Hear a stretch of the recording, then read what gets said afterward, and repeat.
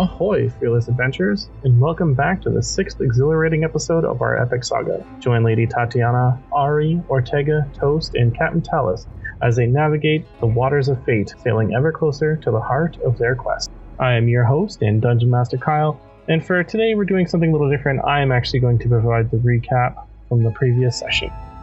The session started off about 2-minute sail off the trade route, to which you guys were intercepted by a trading vessel called the Quilted Clover. The captain, he knew that you guys were pirates, so he was either going to assert more dominant force, or he was going to extort you guys into becoming the new acquirees of a clothing line fresh from Iman. There was some shenanigans that happened while attempting to cross the boat, ultimately ending in a watery failure. When Tatiana had found out just exactly who this person was working for, she used her connections that she had through the sending stone and quote-unquote made a stone call. The captain realized the mistake he made and he buggered off as quickly as possible. And for a greater part of the rest of the journey, the sea was relatively calm up until it was noticed by Toast and Ari, the ship that was sailing from behind them. Captain Talus is a little iffy on this whole confrontation, wanting to get out of the situation that they were in. Luckily, Ao had a plan and had kind of given a little bit of backstory about just who she was. Talus was able to stall Captain Tom Cruise from doing anything with the ship long enough for Galcerad to cast Gust of Wind, getting you guys the heck out of there really quickly, and yes, ultimately saving a day's worth of travel. In this enthralling installment, the winds of destiny carry our valiant party towards Bazalzan, where the ancient secrets of the Vestiges diversions await. As they navigate through the final day of sailing and face unexpected challenges, the bonds between them grow stronger, fueled by the unyielding spirit of camaraderie. Prepare to be captivated as our heroes encounter enigmatic creatures and uncover the hidden truths that lie beneath the wave. Brace yourselves for the breathtaking journey that unfolds, where the echoes of their past shape the present and forge the path to their future. It's at this point, having not slept at all through the night, you find yourselves coming to a slow once again. You are about a day's away journey from the shore, or at least from your destination. The waters are calm again. Everyone's, rubbing their eyes a little bit, very tired and exhausted from having literally just had your eyes peeled on the horizon, waiting to see Captain Tom Cruise. That was a interesting turn of events. I'm tired. Powering down. And Toast just sits down right wherever he currently is. Ari, for the first time in this entire journey, he actually decides to go down below deck to get some proper rest. The remaining people above deck, Io and Talus, you are over by the wheel, Tatiana in your crow's nest. Maggie is still fishing. She does not seem at all phased to the speed in which was required, and she's trying to untangle her fishing net right now. Ortega definitely comes upstairs with his armor on today. I think Ortega has learned to not come upstairs without his armor on. I was really very confused. That boat. I was moderately intrigued in robbing that boat. I was just following you. And then Tatiana didn't want to rob the boat, but got me riled up to rob the boat, so I really don't know how that worked. And then when all was said and done... I didn't want to rob the boat. I just wanted everybody on board, because I could see 20 of them versus the 5 of us. Well, the way you were talking about my family led me to believe you really wanted to rob that boat right then and there. Which is why I tried to jump. Silk fabrics. And then you ended up calling Ragbeer, and that turned them away. Oh, yes. You seem to know many people of influence. I am a lady. Indeed you are!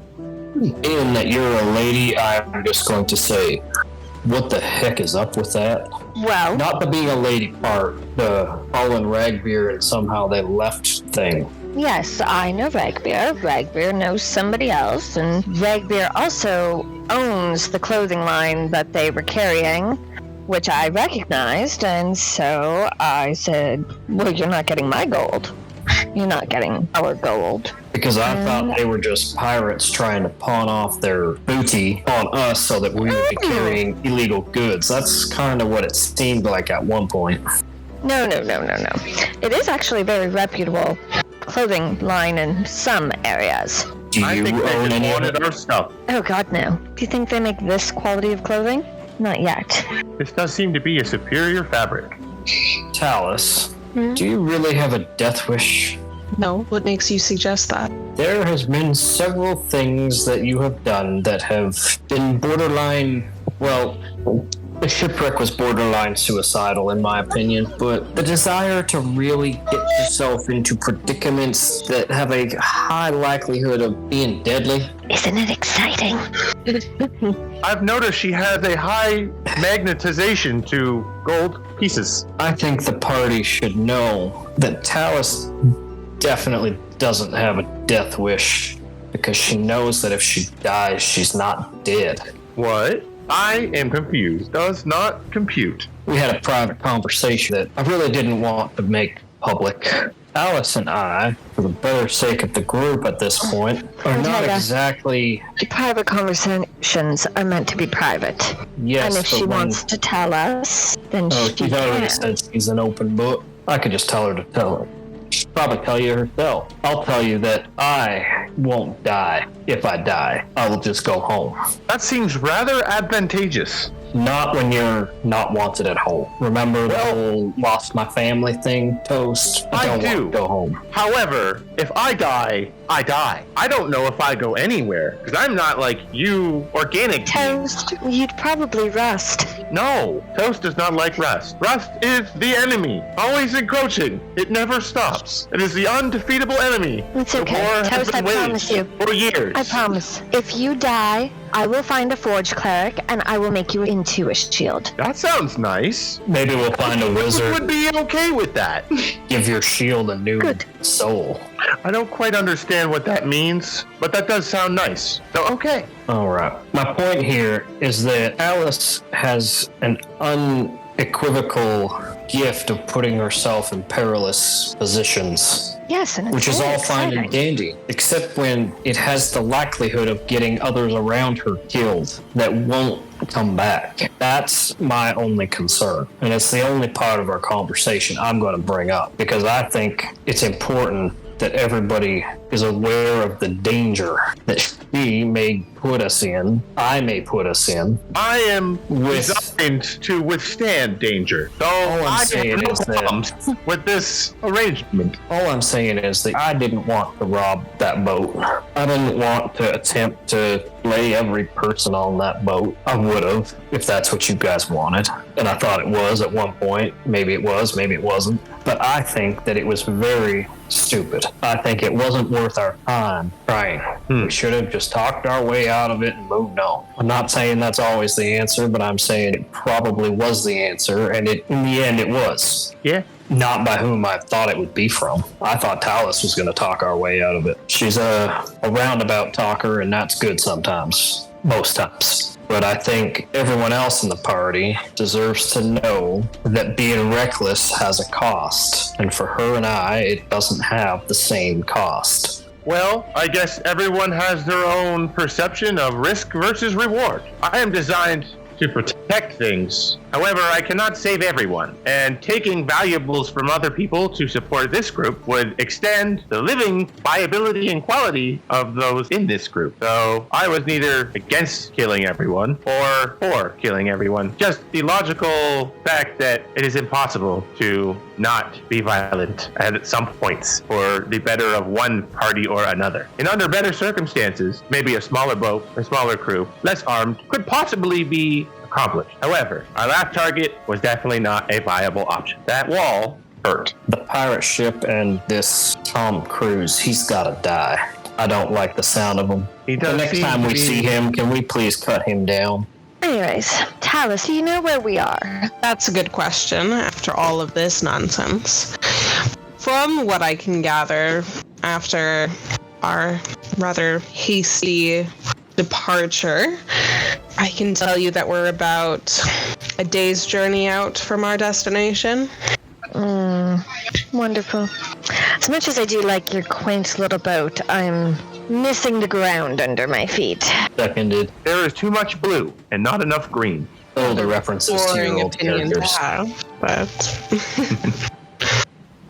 Oh, no, I do like it, but we've been on here for, I start looking at my fingers, too long. Tom 8 Cruise days. going to find us on land, or is he going to stay in his boat? as if to predict what that idiot would do. From what I understood, it almost seemed like he could sense the ship. So once you have it back in its cute little bottle, does it give us an advantage to get away from him? Honestly, I couldn't tell you. I myself don't know enough about the magics involved with this bottle to even guess at how he could track me. Track the bottle, track the ship, I have no idea. I do recall Arnie taking a pot shot at something that he was holding. He seemed to hold it in front of him and look at it and kind of move around. I couldn't really tell what it was, but I do recall Arnie specifically aiming for that and shooting it out of his hand. Maybe that is the source of how he somehow can find you or the ship. It's a very good Yes, I think that's quite observation, likely. Toast. Thank Good you. job. Ortega's going to move about, and I think Talus would kind of get the vibe that he would be avoiding her glances if she was ever to be looking at him in anger or confusion or any other emotion she may have after his little outburst of Honesty? I think yeah. if Ortega were paying attention, he would notice that Talus is quite pointedly not looking at him with any of those emotions. So he's gonna pull out some rope that he has in his pack, and he's gonna start practicing the knot that Ao was teaching him. So he's just got like this big coil of rope, and he's just knotting it. I personally love that it's been like 7 or 8 days, and this is when you pull out your own rope to practice knots on your own rope instead of ropes on the boat. The first time he pulls out just pulls out this big coil of rope from like this bag he's holding and just starts knotting That's fantastic. Yeah, but that whole time. Ao would notice that and go, "Oh, look, he's doing the thing that I taught him. He did not forget this." Yes, this seems like it could be useful. So I decided to keep training. Training is the right word. Maybe like when you've mastered that specific knot, I could probably teach you like a couple others. Toast just is staring at her, but he hasn't stopped nodding, and he starts going faster, making the knot. Must learn. That sounds great. Teach me. Okay, Toast. Whatever you say, I will teach you, but when we are on land, because as much as I like being out on the sea, my sea legs are getting a little salty, and I would very much like to have a clean bath as well. Clean bath. There's nothing but blue water out here, and sometimes sails and other ships. I miss trees and rock. What else? Bugs. Bugs are interesting. You know, Toast, They don't seem very smart, and yet they are. I just realized that you could never ever have pastries. I have seen them. I have not tried one. I can consume things, but I don't think I understand taste. When you consume things, do you just like open and close your mouth hole, like tonk, tonk, tonk? Yes, We should see if there's a way to give you like taste receptors or something. that would be interesting. That would be. So things that you eat have like something else than just like a feel? Yes, some are not good, some are very good. That is a sense that I do not have. So it would be very, very awesome to have such a thing. Post. You know how when you see and it goes dark, you can't see anything? And then when it lights back up, you can see everything and it's joyful? That is that is a visual sense. Most times when you eat food, you go from nothing to pure enjoyment in your mouth. That sounds fantastic. How do I get taste? I don't do magic, so I couldn't tell you that.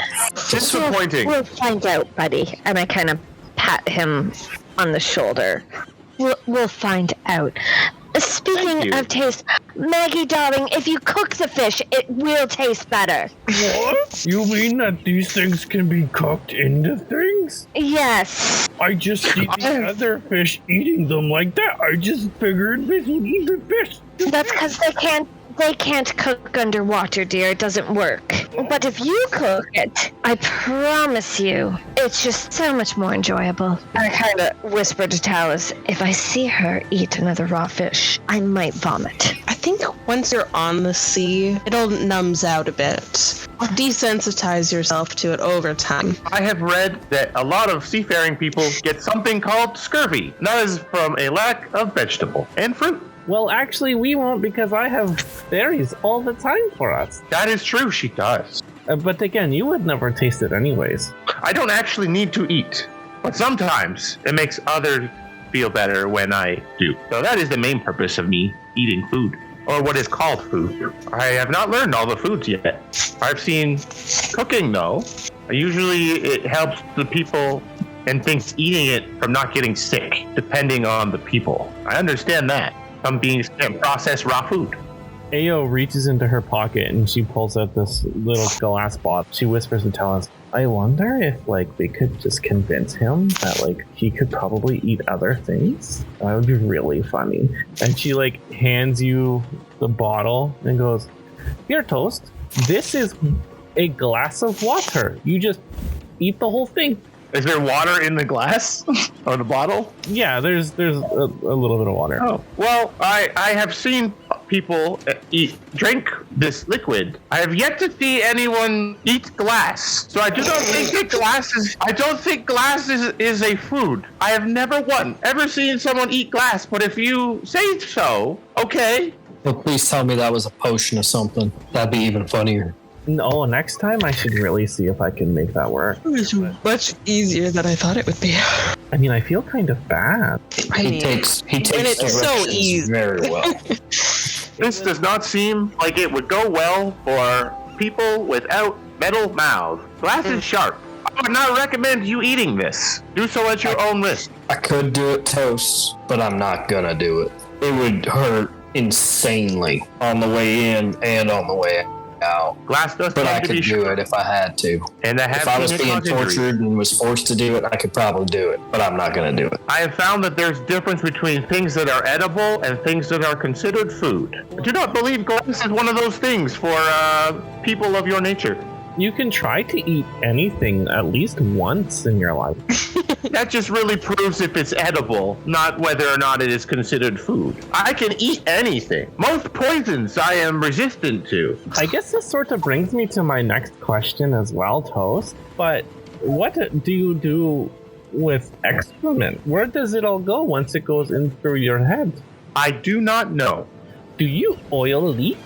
Only when damaged. So does that mean that he pees whenever he gets damaged? I don't even want to think about it, Io. It's just one of those things that's better left unknown. But it's got to go somewhere.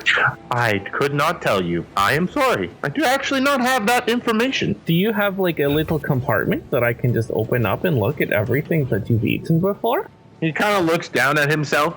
He sort of starts kind of looking for a spot, but he doesn't actually find one. I have never considered opening myself up. Usually, I can remove bits and pieces of myself. Such as I am now, I have armor plating infused into me. If I'm given an hour, I can remove all these pieces and grab another suit of armor of a different type. Leather, metals, woods, and I can put them back in and infuse them somehow. I'm not exactly sure how it works, but it just sort of attaches and shapes. I found in my travels, scale mail on a body. I took it, for he was already gone and did not need it. And now I wear it. As you can see, it doesn't really look like the armor that he's describing. He looks but he's telling you this, but he does not go to prove it or take anything off. He just kind of tells you this information. Ayo just looks at you and, well, okay, Toast. I don't know if that really answered my question. but I will accept it. I also probably don't really want to know, now that I think about it. And she turns and looks back to Talus and goes, Captain Talus, are we to maintain our heading? And do you have any idea where exactly we are going? Or you just think it's like over there? You know what? I think mostly it's sort of a that way kind of situation. As soon as you get land involved, it's hit or miss. I'm going to be completely honest with you. But based on my maps, go with that way is the ideal way that we should be going. And therefore, we'll continue on that way. Okie dokie. She goes off and starts kind of adjusting the sails to make sure that you're getting the full headway of the wind. The Harpy sails relatively calm waters, sailing on the final night. This would be the first time you've anchored since that encounter with Captain Tom Cruise. You can tell that the tension aboard the vessel is a little high. Is he coming? When is he coming? How far away is he? That question kind of shadowing over everyone. Talus, you've found yourself having trouble sleeping in your quarters. You look into the flickering shadows that makes up the cabin walls of your interior, lit by the candles and the lanterns as they rock back and forth with the waves. You, for the first time in a long time, see your friend as they appear manifesting in front of you. She turns and looks at you and says, Thank you for not telling your captain that I told you how to access the bottle. Talus is just going to sit quietly, and it's not a secret I felt was mine to share. And even if it were, there are many people I would rather tell than someone like him. You have done right by me. And I feel that I have done right by you. Whatever you do not bring me up. Your friends are not ready to know about your friend. Okay. And the shadow flickers as it fades back into the candlelight again. And you find yourself calmer and lulled to sleep a little bit easier. Dawn hits the ship one final time with Tatiana in the crow's nest. The horizon, finally, Tatiana, this isn't difficult for you to see. Looming off in the distance, you see mountains again. Finally! Ortega's going to be looking from like the bottom of the crow's nest, like at the bottom of the post, looking up. I think the words you're looking for are land ho. No, I meant what I said. Oh, finally. What do you see? I see land and mountains. Big minerals! Coast. Trees as far as you can see. I like trees. And I like the big minerals. Ortega's going to head down below and pack up his bag and his tent that he's had set up at the bottom of the boat and bring it all up onto the deck so that he's ready to get off the boat. I think I might have overstayed my welcome on this boat for the time being, so I'm ready to get off. I am ready to get on to the earth. You see the other party are starting to pack up their things as well. Irvin finally surfacing aboard. We there yet? He's eating another sandwich. Yes! Has he gained like 15 pounds? He has a very high metabolism. He has not gained a lick of weight. Nothing. Not an ounce. Dermot, he kind of made a clerical nest. He's taken it down, starts heading up as well. Lift off the sails one final time and slowly sail towards land. This part of the journey, it's such a drag, and it's going on, and all of you are getting so impatient. Can somebody use that wind spell? Anyone?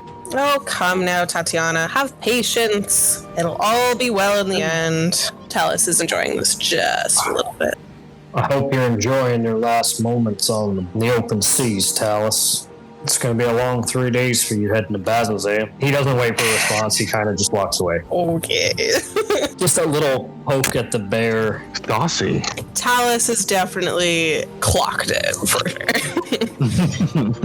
sure. Feels like days is only just hours as noon passes. Only it's about 5 o'clock when you reach the shores of the northern Penumbra Range. The terrain here, quite a desolate, spire-like mountains jetting out left, right, and center, and off in the distance you see this large tree just encompassing part of the horizon. You can't really find a place to dock, but you are able to get your ship close enough to the shore that you can use the rowboat. Ortega will offer to row the boat as he is big and burly. Come on, Ara, get in the boat. He does get on the boat. The water has really gotten to him. He's very seasick. He's no longer the color he once was. He's more green. That is a big tree. I like trees. We're not going to be anywhere near that tree, Toast. That is okay. I can still see it, and it is a very big tree. Have you ever seen a tree that big? This would be the first tree of this size I have ever beholden. I wonder what dangerous things we will find in these fields. You'll find far worse than more bounders in that field. Ooh, sounds like a job for me. Ao speaks up a little bit and she goes, the Barbed Fields are still very dangerous, even with the Kryn dynasty being well patrolled. I would say let's not just go too far away from the nearest road, because you just don't know what you're going to find. Are we in a hurry? We have 3 days of walking left, Toast. Is that 3 days of walking straight or 3 days of walking around? What is our path? This area is very hard to tell. There is no major road that goes over here, but there are small dirt paths that do go around this little mountain range. It's not 3 days in a straight line. You can't see Bazalzan from here because there's mountains in the way. Well, if that is the safest route and we are not in any urgency to get to our destination, taking the path in the safe way would be the best option. Avoiding damage is paramount. Have you been here before, Tatiana? Do I know this far north? Make a survival or nature check, whichever one is better. I would do nature. That would be a 16.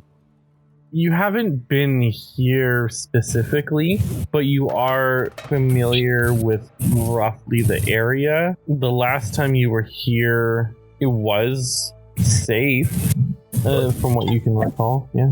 I know of this place, and I have been here, but not in a very long time. Well, that makes you the most experienced of our party in this terrain. I nominate you to be in charge. Wonderful. I think sticking to the road is probably our best bet. I would agree. I like roads for the most part. And, well, Toast, I know you like trees, but don't wander off. Okay. Besides, if we run into anybody on the roads, we can get Talus's itch taken care of. I'm sure she'd like that. Are we talking about robbery again? Not at all, Toast. Oh, I am still confused. If you are straight in what you are saying, I will probably not understand. One day you'll understand, Toast. That's okay. One day I will. But while we're on the well-tread path, if there are any problems, I will protect you. Thanks, Toast, but maybe you should protect Talus first. Oh, you're all equally valuable. Ari always needs help. I think all of you need He's still seasick and we're off the boat. I think all of you need help, and I am here to provide it. Sounds good, Toast. So, as you guys all get onto the very rocky, desolate sands of the Barbed Field, Talus, you turn and face the harpy and hold your bottle out. First you all see it, and then you don't. And as she puts it back in her bag, the ship is safe and sound. That will never get old. Highly entertaining. I agree, Toast. I really do. Again, I do really like your ship. There seems to be sort of that still ocean breeze But ever since the Tom Cruise venture, there's always been that one breeze that sends a chill down Talos' spine. And the second that the ship went back into the bottle, that chill went away. You head south, you're trudging through sand and desert, and you see these jetting spires of sharp rock spine stone 10 to 30 feet tall. They link an eerie reminder of the calamity. Can I see any cool materials or resources that might be sticking out from these warp pieces? Make a survival check. 12. You can get close enough to them, and it's kind of like these spires and these spines, like a burnt rock or some sort of underdark rock that has been pulled up out. When it hits the exterior, the rock itself, you can see there's parts of it that have been chipped off. You can grab a couple little pieces here and there. I don't want to say it's like charcoal, but it is very heavily compacted, burnt, molten stone, almost like obsidian. Oh. But it's not. Oh, neat. It's not fragile like obsidian. It's hard. It's stone. Onyx? Yeah, maybe onyx. Onyx would make sense. Yeah. It's like a hard sort of. Well, I get the molten lava thing, so like a hard polished type black rock. That's the only one I can think of. Oh, yeah, cool. I'd take a couple little pieces of that. That seems really cool. There are pieces that have crumbled off and you're able to put up. So make a d20 for just a straight d20. 12. You're able to get about 2 pounds of this, we'll call it onyx rubble. Yeah. So Tatiana and Ale to make a perception check. Aha! Today I have the gift of sight. That's a 19. I'm not trying to look at things with my eyes closed. From where you've been trudging through, you see this dirt path that you knew existed up here, and Io sees it as well. Just off the path, however, you do see a large mound, black, with arrows sticking out of it. Oh. Well, that's not too promising. I would like to investigate to see any sort of detail about who, what they are, who, what, why. Ooh, terrible. 9. Does anyone carry a crossbow or a bow of any sorts? You could probably make use of the arrows. Our party's mostly gunslingers, isn't it? Most of us. I have javelin. Brutally honest, these arrows, they probably don't look like they'd be that good. They do appear to be burnt. Can anyone tell how long assumed they were been burnt. dead for? I don't even think I care, to be honest. I'd rather get out of here before whatever did that comes back.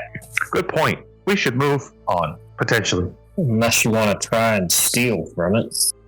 I did not see anything of use when I quickly checked it out. Just bodies. Is it identifiable as like a person or an animal? Like, does it look like it's the victim of an attack or it's been hunted or anything like that? As you get closer to it, you can make out what it is, and it looks like it was maybe not hunted, but it was taken down for a purpose. As you get closer to it, you see that it actually has no visible arms appendages. It has 2 hind legs. It has a tail that seems to be wrapped underneath it, and on either side are these very large black leathery wings. It has a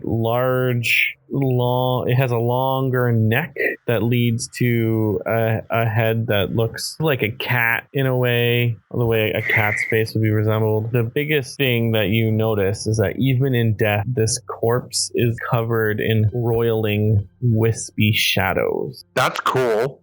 So, got cat-like head and the tail and wings. And it has it's like a corpse, right? Not like a skeleton. Yeah, it's still very much full of meat. Does it have teeth and claws? Yes, it does. I would like to potentially take some of those. You can certainly try. I would love to try and take some things from this dead body. Are we all just gonna stand here and watch him try and loot a dead carcass? I am grabbing materials. You seem like quite the collector. I can make things. This is true. Okay. What are you specifically trying to get? Like I said, it has hind legs, and the only claws that it has are attached to the wing. Okay, then just mostly to the teeth then. Make a medicine check. Ooh, medicine. Okay. Yeah. That's the same as my survival, so. Ooh, dirty 20. As you bend over and you grab its head and pull this head out, the tongue is like, as you pull it out, because you got such a high check, you need to make a Constitution saving throw for me, please, but with advantage. As you hear the just remains of this bellow from inside the neck, as you open up its airway, this loud shriek, as it shrills even in its death. Ooh. Fantastic. And I have advantage. You have advantage. So I'll take the 20 that I got, the dirty 20. Who else would be within about, 60 feet of it? Everybody. Yep. Everybody, yep. So, Hey, what is that? A dex saving throw? con save. As you Oh, con save. Damn. That's a 17. 4. 16. So, as your group of 10 hear this intense scream, Toast and Tatiana, you are the only ones of your party that don't immediately just paralyze and just drop down. You see Galcerad is standing, and so is Dermot and Maggie. Irvin and Ao failed the save. No, not AO. Oops. It's just this instant loud shrill, and half the party just immediately is like, and just drops down. Flop. Are you okay? Toast, I Hello? forbid you from touching any corpses ever again. But I need these teeth. No. Not after. No. They're fine. I believe they are fine. They are just paralyzed. It will be over soon. And can any one of us cure that? Time. Probably about a minute, maybe 5. No, it's a minute. Everyone, like, you guys are gonna, you're like, oh, Toast! You organics are pretty resilient. I have faith. Now, back to these teeth. Oh my god. You're able to pull out the 2 main canines' teeth. Yay! Hell yeah! Turn these into something crazy. A weapon. Yay! Of Gloomstalker. That's cool. Oh, Toast, I'm gonna flip and kill you. You are fine. Relax. Ortega's gonna immediately back away from the group a little bit, keep himself a little further away. Probably not 60 feet, but much further away than he was. I vote we move on. After the minute passes, it becomes obvious to those who are familiar with bows and their arrows. These are smaller arrows, and they are designed for goblins. I speak goblin. I would probably be aware that they are goblin-sized arrows. You make your way further south, starting to bend around the mountain. It's about maybe 10, 11 o'clock at night. It's hard to tell. It has gotten dark. Bad things tend to come in the dark. I think as Ortega's following everybody, he's gonna look for the moment when like nobody is looking back at him, right as they're about to set up camp, and his jewel is gonna glow a little bit, and I'm gonna spend a charge of my jewel to go invisible, just to eavesdrop and keep a lay of the land. You're trying to find a place that's not just so out of the open, and you come to a small encampment of trees. As you tuck yourselves in, you see a fire pit that is circled with caravans. It's kind of like they've created like this wall to kind of like block a lot of the fire and the light. Look, more people. Ao speaks up. I have heard of this place. You have? Or at least I think I have. But it is not usually here. Is it neither here nor there? Or was it always there? Well, it has never been here, but I do know that it is not always there. Ah, traveling it. Understood. And what place would that be?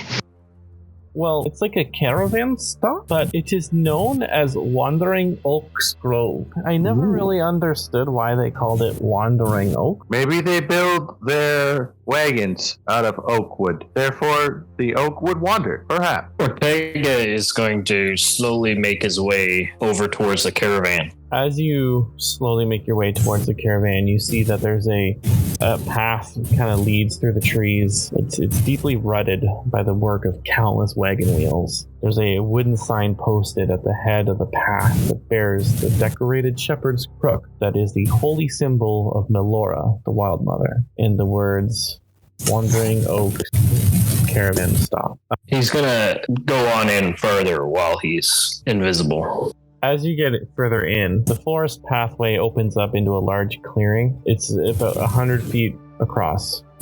There's music, laughter, and savory aromas of freshly cooked food and wood smoke drifting through the air. On one of the far side of the clearing, you see something that you haven't seen since Jago, which is the horizon-back tortoise. And on its back, you see a homestead of a goblin family.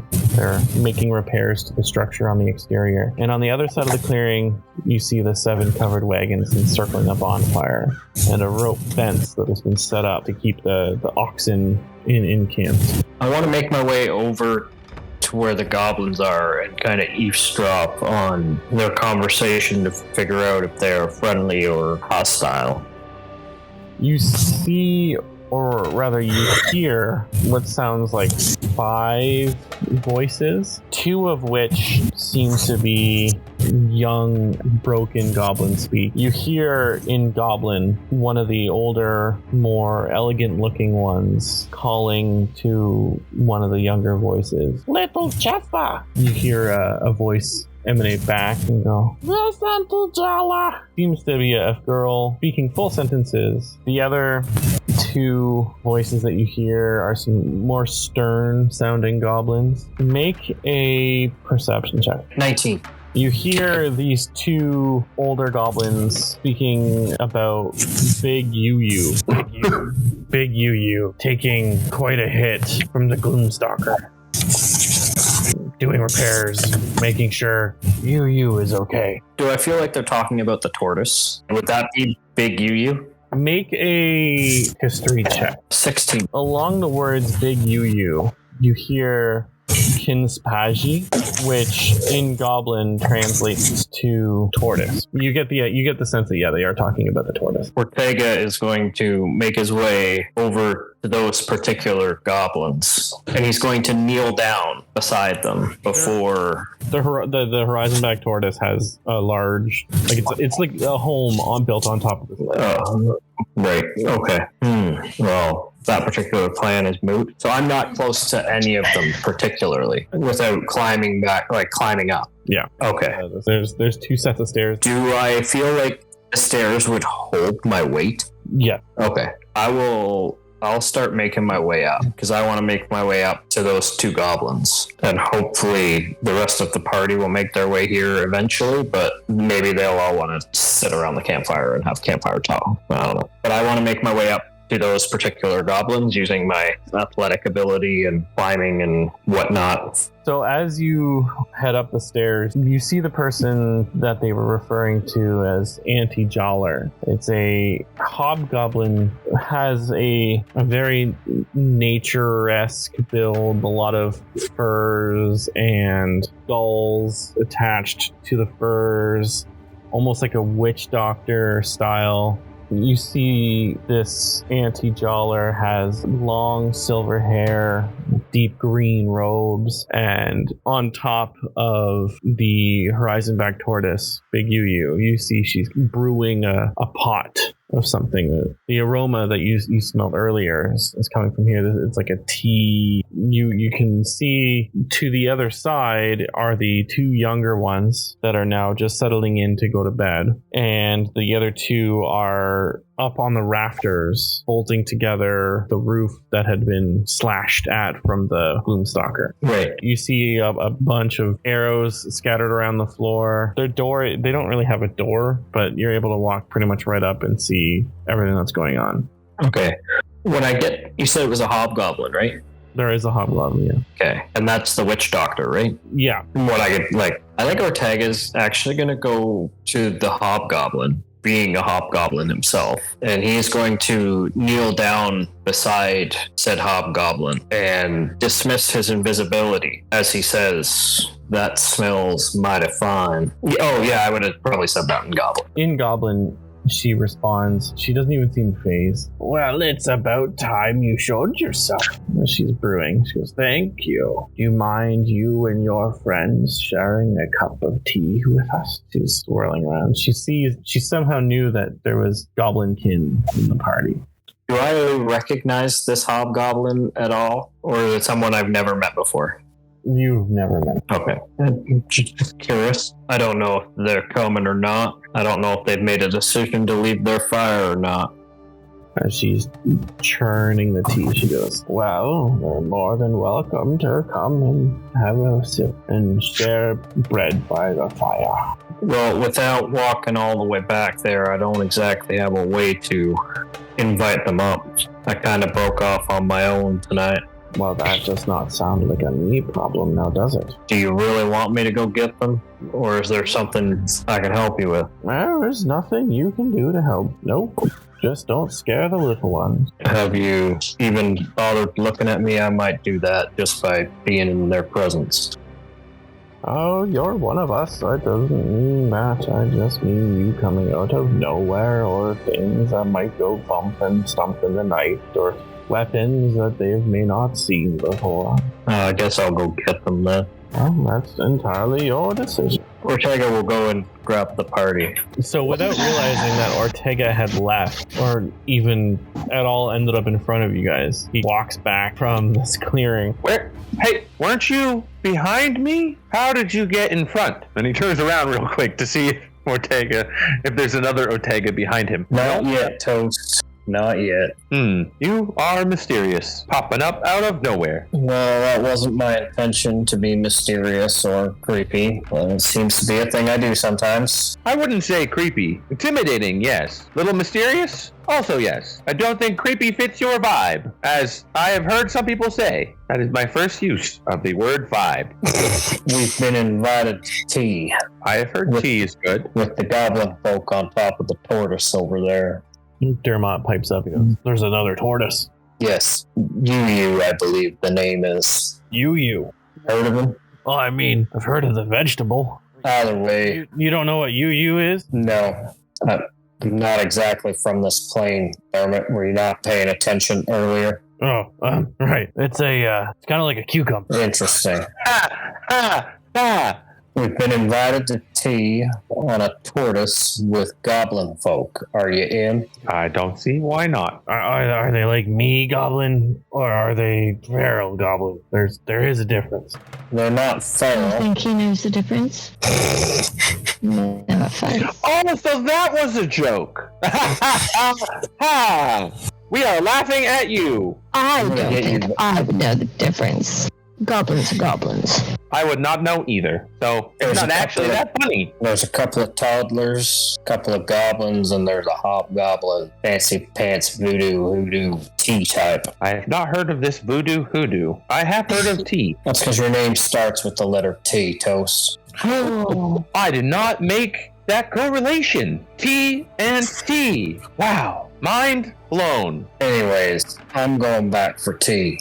He and Io, they kind of take the lead and they head over. You hear Dermot in Goblin go, "Hello, friends! Blessings of the Luxon to you." You hear, as he gets closer, the two male goblins, they return the favor and they go, "Blessings of the Luxon," back at him, kind of giving him that vibe that these guys are civilized followers of the Luxon. It's at this point that the rest of you show up and you see that the one they call Auntie Jala has now stirred the little ones awake. The younger one hops off the tortoise and frolics over towards you guys and goes, in Goblin. Hello, I'm Little Jesper. Hello, I am Toast. What?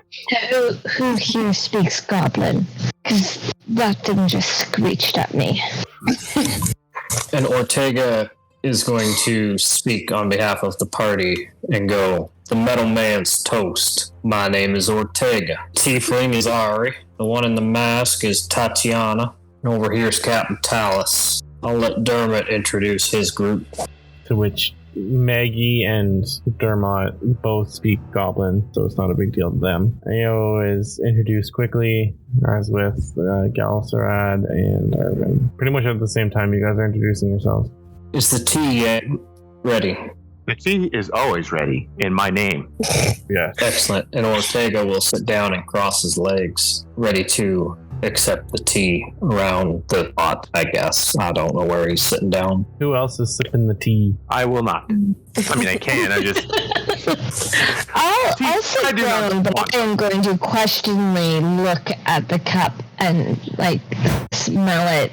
It's very sweet. The tea seems to be brewed with pine, some sap. There's hints of floral notes to it, natural sugars, dried berries in there as well. I'm going to watch Ortega and wait for him to drink it first. Ortega will speak to Tatiana in common and just say, where I come from, this is a delicacy. And not often do you get to share it with friends around a fire or a pot or whatever it is she's cooking over. So you do best to at least try it, as Ortega will take a small sip, kind of breathe in the aroma through his nose and then breathe out the hot steam that would be from the tea that he's inhaled. It does have a pleasant Sorry for being a little skeptical, but I might take a page out of Ari's book and question everything here. Sometimes paranoia can be beneficial. Where I come from, well, which doctor offers you tea, you accept it. Well, you haven't died yet, so it must be safe.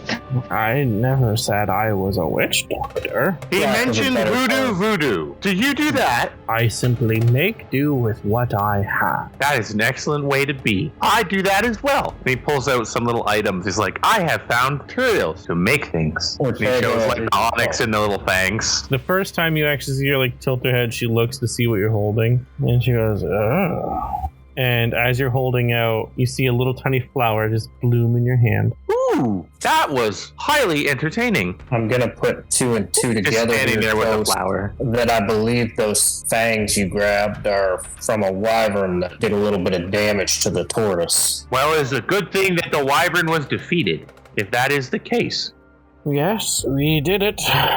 We defeated the Gloomstalker at great cost. Ortega's going to grab another cup and hand it to Talus that kind of had her hand up for having some tea. Are there any of you who are physically injured? You see Auntie Jowler, she has a little smile and her smile fades. You could have asked that about 4 hours ago. I was not here 4 hours ago. I'm sorry. I am not a great healer, but I have some healing potential. I'm afraid she's with the Wild Mother now. Oh, when will she be back? She's not coming back, Ghost. She's dead. Oh, I am sorry. When someone says they're with the Wild Mother now, that means that their god has taken them. I will take note of that. I am sorry.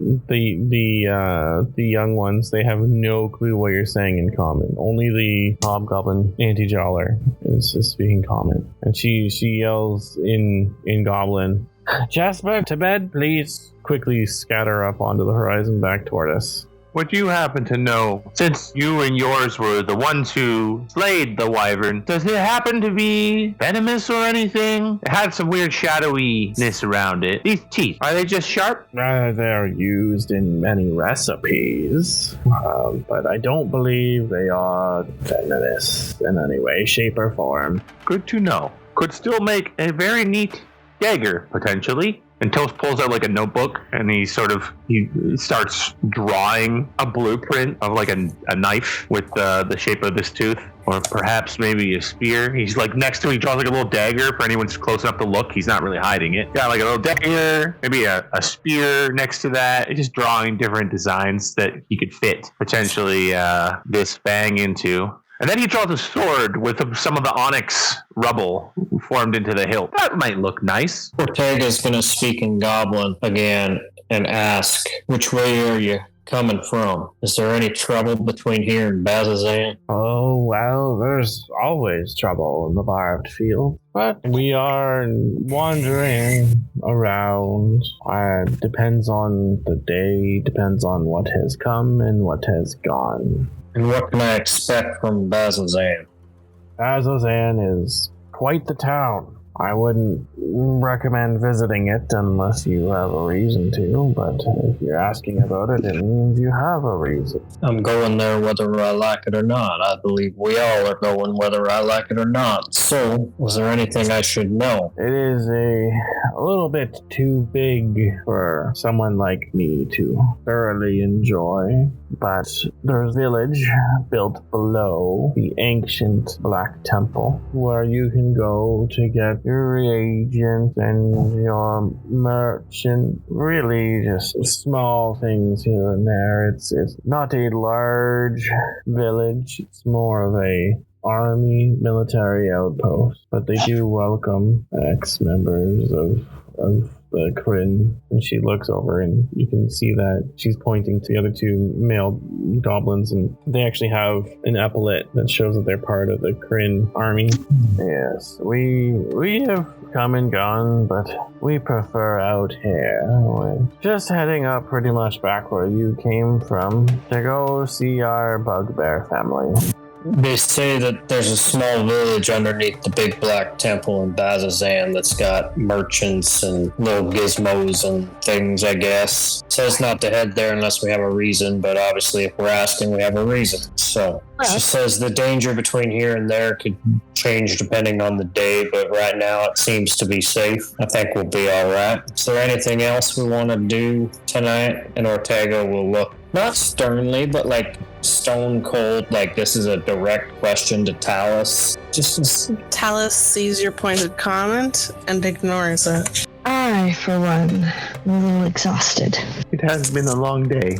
Maybe we should make camp with them if they'll allow us. Ortega will turn and ask in Goblin, may we camp with you guys above on the tortoise for the evening? The wagons that you're free to use, they're for anyone who passes by. The wagons are free to use as sleeping quarters. Everything's sleeping on the ground. I sleep sometimes standing up or sitting. Oh, we've seen Toast. We've seen. Ortega is going to head towards the caravan of wagons and pull out his tent and start setting it up. Would you like help setting up your tent, Ortega? No, that's all right, Toast. It's peaceful. Okay. In a moment here, I'm going to sharpen my blades before I go to bed. It's just kind of my evening routine. Well, it is always good to take care of your weapons and armor. Rust is no joke. You do seem to be up in the front most of the time, except when you're in the back.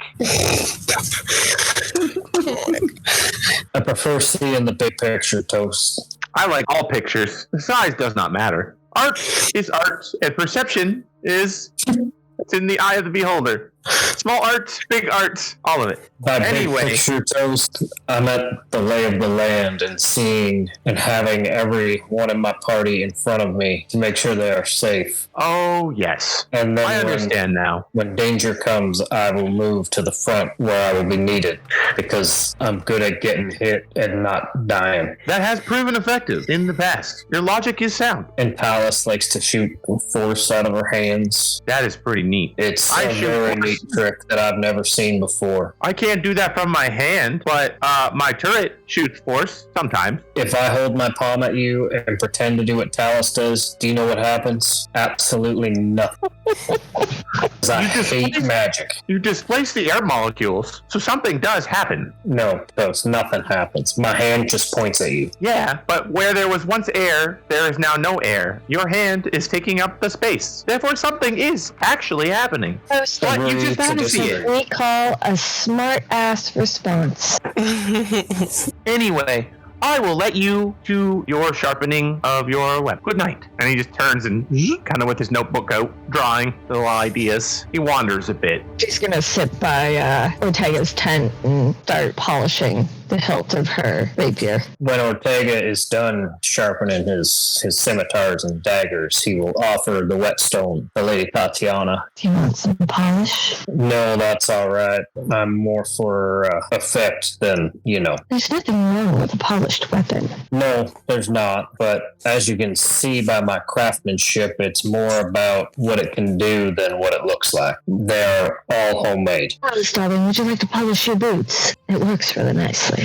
Tatiana, I would love to polish my boots. The whetstone after passing house. My little bit of polish. My thank you. Give my blade a good couple swipes. And you see me just kind of run my thumb along the edge, testing it.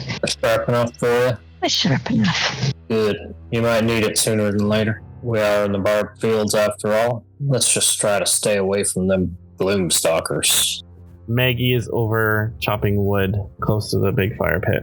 Dermot and Galsrad, they kind of come back over to you guys. They sit down and they got some more glasses of tea and they hand them out to you guys. Io says, I am very excited to learn about whatever we're going to learn about in Bazzoxan. Me too, Io. Me too. I think being in a city again might be good. Getting lost in the hustle and bustle. The stories I've heard about Bazzoxan, though, I don't know if it's like the greatest city. I think it's very gloomy. Gloomy and rough and tumble. Well, I mean, probably a little bit of both. Galsarad here, he told me he's been to Bazzoxan once, and he said that it is mainly his people that are there, and it is not like Rossona at all. I've been to Rossona. Rossona is a very beautiful city, but Bazzoxan is not. We're not going there to look at a beautiful city. We are going to Poor Town, is what you are saying. We're going to go and find out about gods, I guess. I have heard that knowledge is power. I am very excited to learn, but we are very tired. And like I said, I did want to have that bath. I'm really hoping that I can find water around here somewhere. So I am going to bid you all adieu, and I will see you all in the morning. Good night, Io. Have a restful cycle. Well, I'm going to go join Maggie for a little while, but before I go, Talus, I was wrong to not let you have the option to share that news yourself. That's fine, Ortega. No, it's really not. Alice, you've been really trying to not stare daggers through me for the last day or two, and I much prefer where we were before, but it was something that needed to be in the open. But I do regret that I didn't give you the option. I'm used to people believing things about me and making that known, whether it's true or not. This is no different. I believe you're good, even if you don't always want to be. Deep down, you're good. Even Dark and Brooding over there is good. Doesn't like to admit it, though. I'm good at a lot of things. I'm sure you are. I'm going to leave you two ladies to bond. Ortega walks away.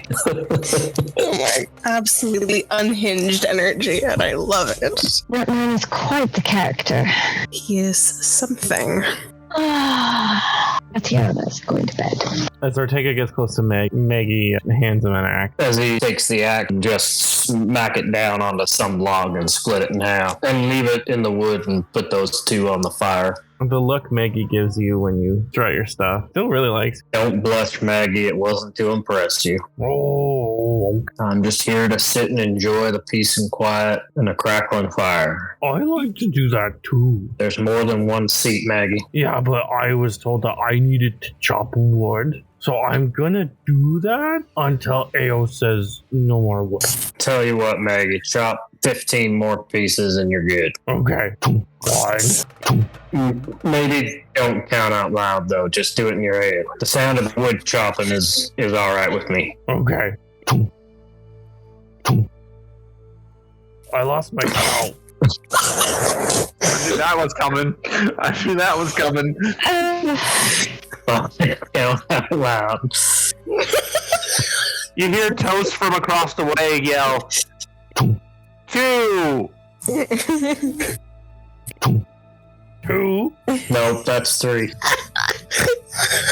I'm just gonna start over. This is very difficult. Let's start at 3, Maggie. You know what? Just keep chopping, and I'll tell you when to stop. I now understand why Isle said she'd tell you when to stop.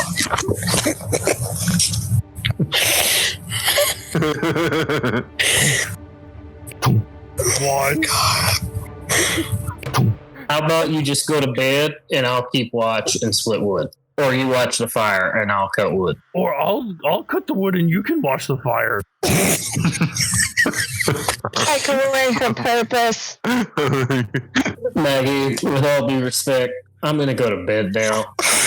Okay, good night. Ortega's gonna get up and take his stump that he was sitting on and take it in front of his tent and sit on it there and hopefully be in peace and quiet. But before he leaves, he's gonna stick a bone rose in the ground where his stump was so that he can keep a lookout without actually being where he needs to be. One.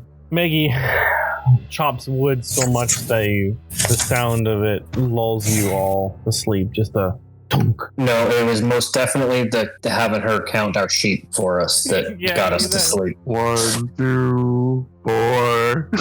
Very sporadic. She would go like 7, 4, 5. And she stopped for a sec, be like 1, 2, 3, 4, 5. Hey, I have 5 fingers. 1. 2. She doesn't see that you have the bone rose, and she looks around. I think I'm just gonna stop counting now. This is confusing me. Oh, Maggie, maybe like one of these days I'll just have the courage to just ask him if he wants to go into the bed with me. I don't even know what we would do. We would probably just play dragon chess. I like dragon chess. She just mutters, talking away like just to herself. And Ortega heard all of it. And now you have made Maggie so lovable with dragon chess in bed that Ortega is going to feel bad saying no thanks. That's so wholesome. I know, that's why he's going to feel bad. Toast will probably power down finally, done with his drawings, and say, good night, everybody. Have a restful cycle. Ortega's going to lay in bed but look through the rose until somebody else wakes up to take watch, and then the bone will crumble. Also, by the way, Toast is also perpetually on watch. He's resting, but he can still perceive his surroundings. Who drank the tea? Tatiana probably would have after seeing, that everybody else seemed fine. So, yeah, probably all of us. As Ortega finally goes to sleep, upon seeing that Maggie's not going to sleep anytime soon, Ayo comes back and tells she's got watch. Dermot can't be seen. Ortega, you feel yourself slowly falling asleep a little quicker than you wanted to, and I need you 3 to make Constitution saving throws for me, please. That's an 8. 7. I also got a 7, but I rolled a nat 1. As you guys fall asleep, you feel the tea kicking in a little bit too much. And with Toast being shut down, as observant as he could be, unfortunately, when you guys all wake up, the rival party is gone, and so are the jewels. And that's where we're going to leave it tonight. As the sun rises over the desolate Barbed Fields, our heroes awaken with lingering questions filling the air. Who might this friend of Captain Talus truly be? With intentions shrouded in mystery. In this rugged terrain, the fate of the vestige of divergence, the jewel of 3 prayers, the relic that once promised great power hangs in the balance. The rivals' vanishing act concealed their theft of this artifact, leaving its purpose and potential uncertain. I have been your host and Dungeon Master Kyle, and to our dedicated listeners, we extend our gratitude for joining us on this enthralling journey. Your support fuels our storytelling fire, and we eagerly anticipate sharing the next chapter with you. As we close this chapter, may your own journeys be as captivating as the tales we weave. Until we reconvene in the next episode, may the rising sun illuminate your path forward.